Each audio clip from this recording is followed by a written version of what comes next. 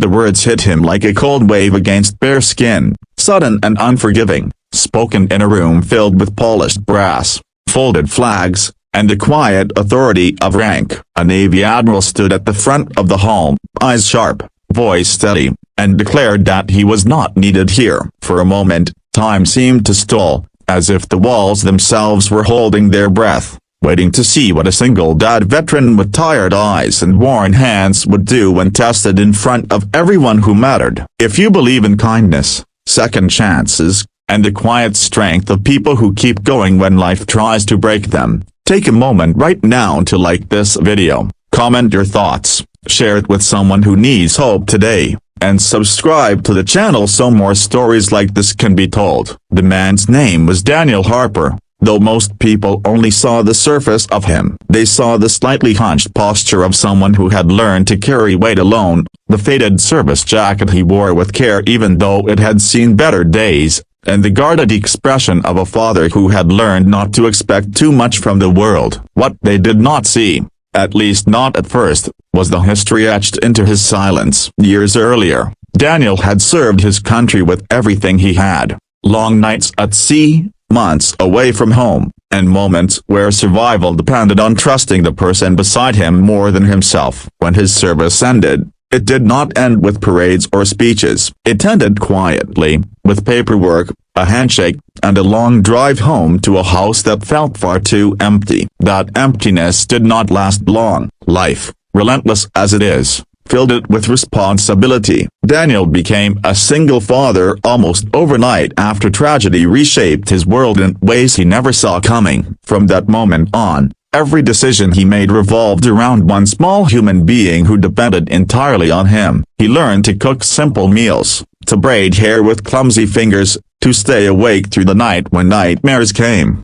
and to swallow his own pain so his child would never have to carry it. Money was always tight, time even tighter, but he never complained. He had learned in uniform that complaining did not move you forward. Endurance did. The invitation to the naval base event arrived unexpectedly, a formal letter with official language and an air of importance. It was meant to honor veterans, to recognize service, and to remind the younger generation of the sacrifices made by those who came before. Daniel hesitated before attending. He had learned that recognition often came with conditions, and sometimes with judgment. Still, he went, not for himself, but because he wanted his child to see that service, even when it cost you everything, still mattered. The base was immaculate, the kind of place where every line was straight and every surface shined. Daniel felt out of place the moment he stepped inside, surrounded by crisp uniforms and confident strides. He took a seat near the back,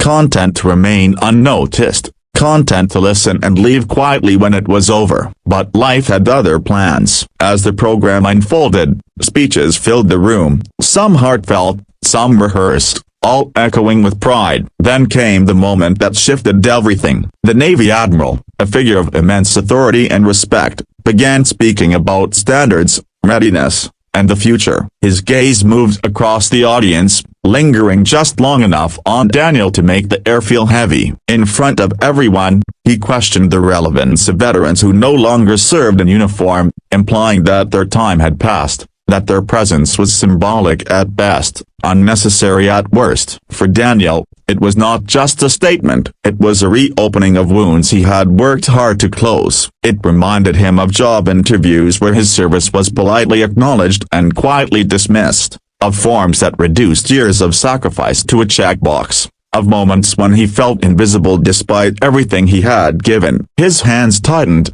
not in anger, but in restraint. He thought of his child, of the lessons he tried to teach every day about dignity and self-worth. He knew that how he responded now mattered more than anyone in that room realized. When Daniel stood, the room shifted. People turned, surprised, curious, some skeptical. He did not raise his voice. He did not posture or accuse. He simply spoke with the calm certainty of someone who had faced far worse than public scrutiny. He spoke about service not as a title, but as a lifelong commitment, about how being needed did not end when the uniform came off, because the values learned in service shaped every choice afterward. He spoke about raising a child alone, about applying discipline, integrity, and sacrifice not on a battlefield, but in everyday life. He explained that veterans did not ask to be needed. They continued to serve because they did not know how to stop caring. The room grew quiet, not the polite silence of protocol,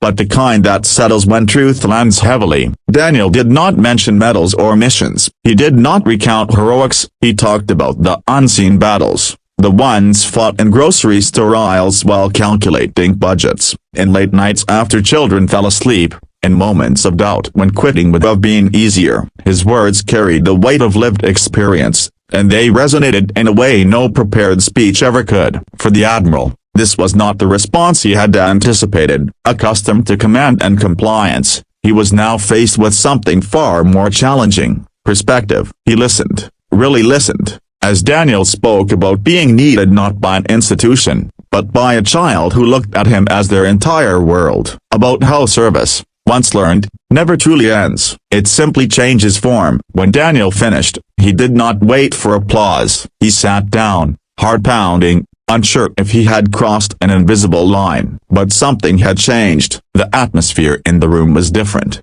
softer, more reflective. Conversations that followed were quieter, more thoughtful. People looked at Daniel not with pity or dismissal, but with respect. After the event, the Admiral approached him, no longer towering, but standing on equal ground. There was acknowledgement there, not just of Daniel's words, but of the truth behind them. That single moment, that single reply, shifted more than an opinion. It shifted understanding. In the days that followed, unexpected opportunities emerged: invitations to speak at community events, connections to veteran support programs, offers of help that felt genuine rather than obligatory. Daniel accepted some, declined others, always mindful of his priorities. His life did not suddenly become easy, but it became lighter. He felt seen in a way he had not before. At home, his child noticed the change, not in grand gestures, but in the way Daniel smiled more, in the way his shoulders seemed less burdened. One evening,